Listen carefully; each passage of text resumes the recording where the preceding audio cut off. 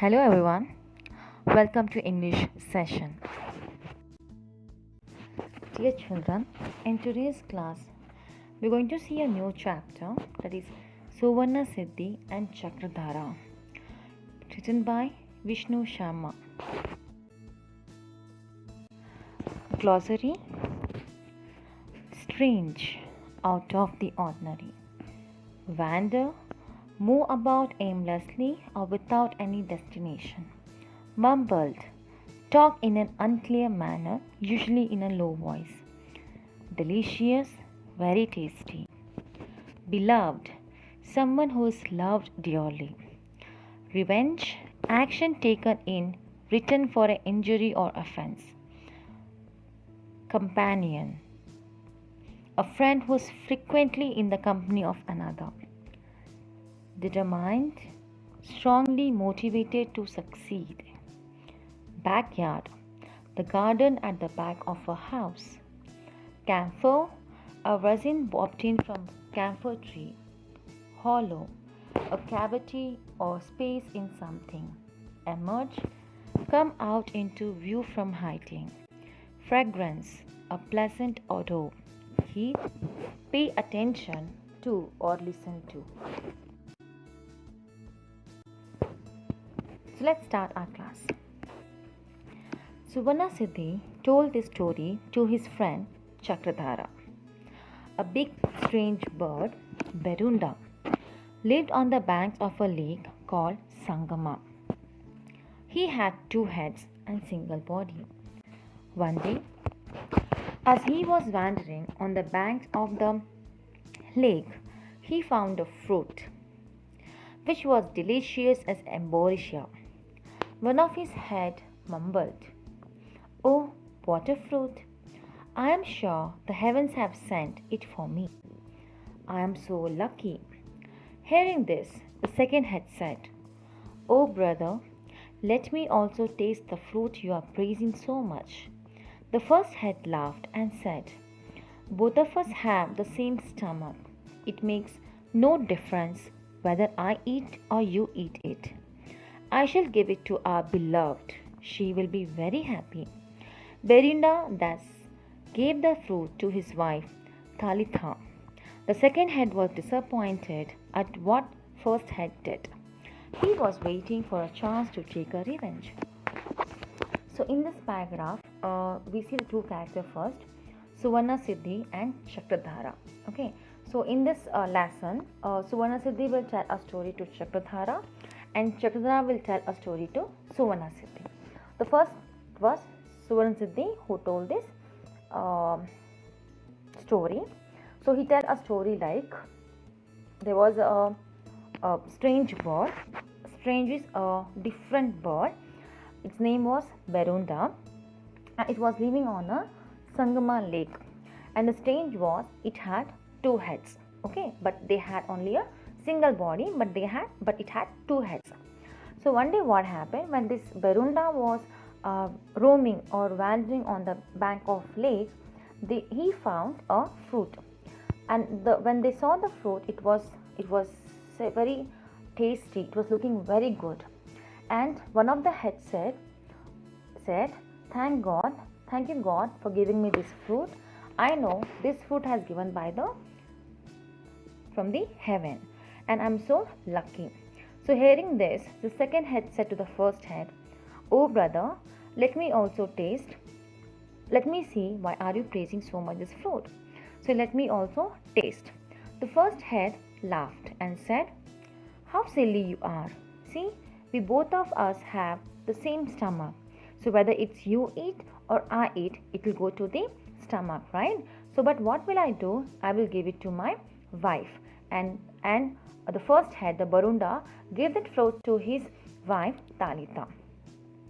The second head was very much upset, and with the first head, what it done, and he was waiting for a chance to take a revenge, because he was very much upset with the first head. So it was waiting for a chance to take a revenge on the first head. The next paragraph.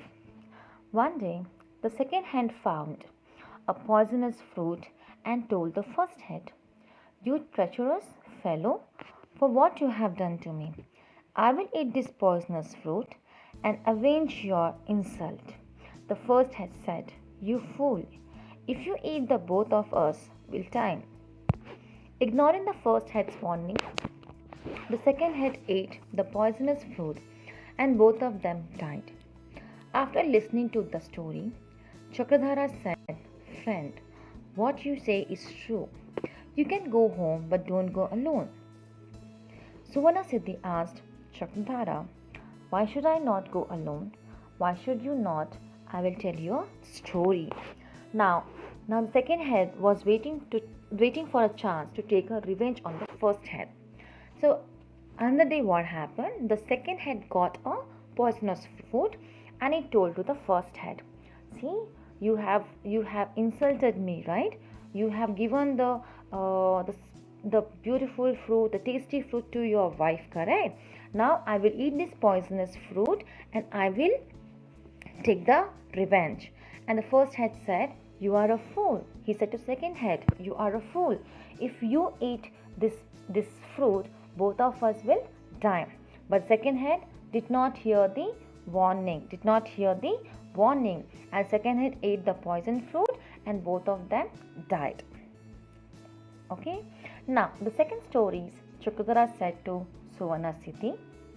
He said, "You are true, but you should not go home alone." So now here Suvarnasiddhi will tell a story to Chakradhara. Right? So now here in second one, Chakradhara will say a story to the Suvarnasiddhi. You know how a boy survived because he heeded his mother's advice and took a crab as his traveling companion, said Chakradhara. "How was that?" asked Suvarnasiddhi. Now here Chakradhara said that there was a boy, okay, and he was saved. He was saved because he seek the advice from his mother and he took a crab while traveling, and that is how he saved his life. So Suvarnasiddhi asked, how was that? And thus Chakradhara narrated this story. Brahmadatta lived in a city called Varnavarta with his old mother. One day when he was planning to travel to another village, his mother told not to travel alone, but take someone along with him. The boy said that the way to the village was safe and he was leaving on urgent business. He asked her not to be afraid for him. Knowing, went to the well in the backyard and took out a crab and asked her son to keep the crab with him during the travel. The boy then put the crab in a camphor box, took the box in a vessel, and set out his journey. That being summer, the day was very hot, and the boy halted and took rest under a big tree. So now here, the Chakradhara has told a story to Suvarnasiddhi. The first character of the story is Brahmadatta and his mother.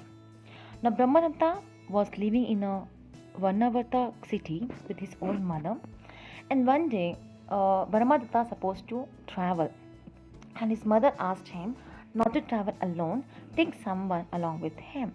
But the boy said that the village is safe and I don't want any company, and it's a very urgent work, right? So I have to go very soon, and now I can't wait for someone who can come with me. And being afraid, what mother did, she went to backyard, and from the well she got a crab and she asked, "Take this crab with you as a company." Correct? And the boy, what he has done, he put the crab in a camphor box, and he took the box in a vessel, and they set for a journey. And that was a summer season. It was very hot, and the boy it was very hot, and what the boy had done, he wanted to take a rest, so he sat under a big tree to take a rest. The next paragraph. From the hollow of the tree, a snake emerged, and attracted by the fragrance of camphor, swallowed the box containing the crab. The crab came out of the box and killed the snake. The boy woke up to find the dead snake and opened the comfort box. When he saw the crab alive inside the open comfort box, he at once realized that what happened. He remembered his mother's word